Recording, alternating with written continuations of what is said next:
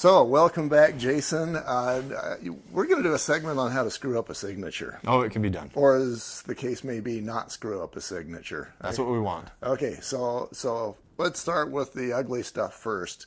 How do you screw up a signature? You don't do it. I'll agree to that. Okay, how do you don't do it? Well, signatures are required in certain places on the purchase contract, like page 6. You need a signature on that. Most of the other ones need to be initialed. A lot of times we miss the initials on page 6 of the Rep C. It's down at the bottom. They've just signed above it.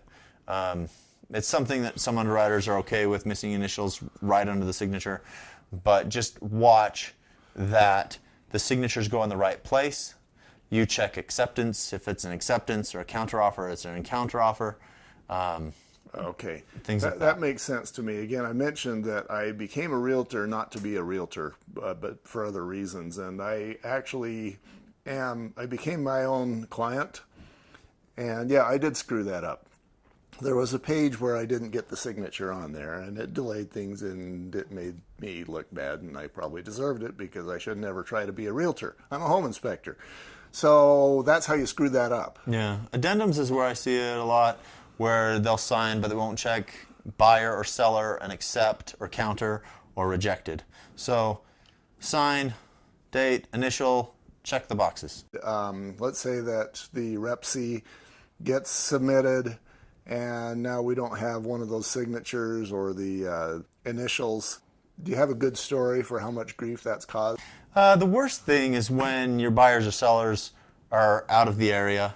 Oh, and so he's in Samoa, yeah. Yeah, then it becomes difficult to track down that little thing where if you catch it when they're signing the first time, it's super easy.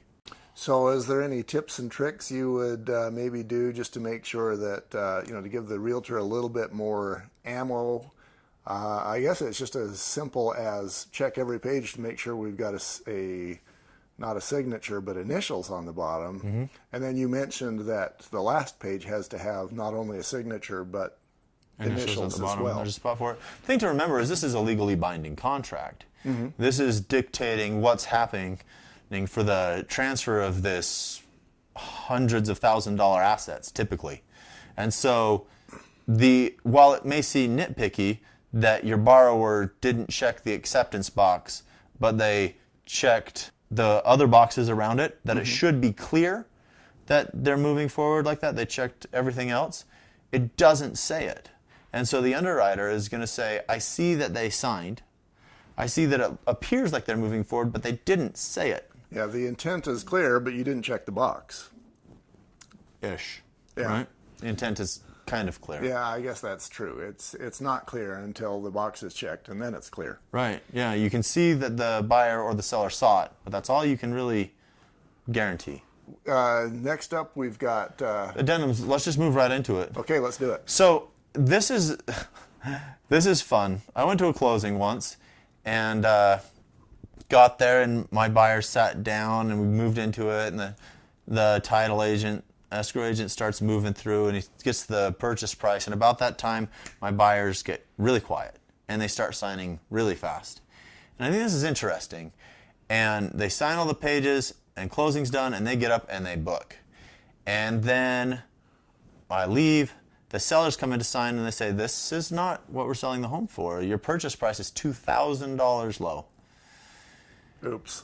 And I call the agent, and I say, hey, what's the last addendum you have? And she says, oh my goodness, I'm so sorry.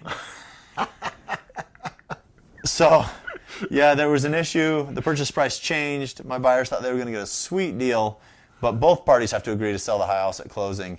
So make sure you get all the addendums to the lender that he can review them. Another fun story I got is I got the purchase contract, page 1, page 6, and addendum 2, which were all the pieces of information.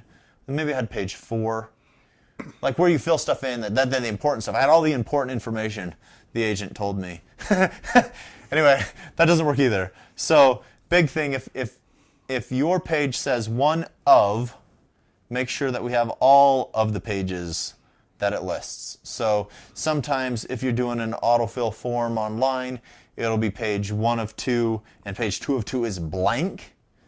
If it says that, I need them. Your lender's going to need them. Page 1 of 6, need all 6 pages.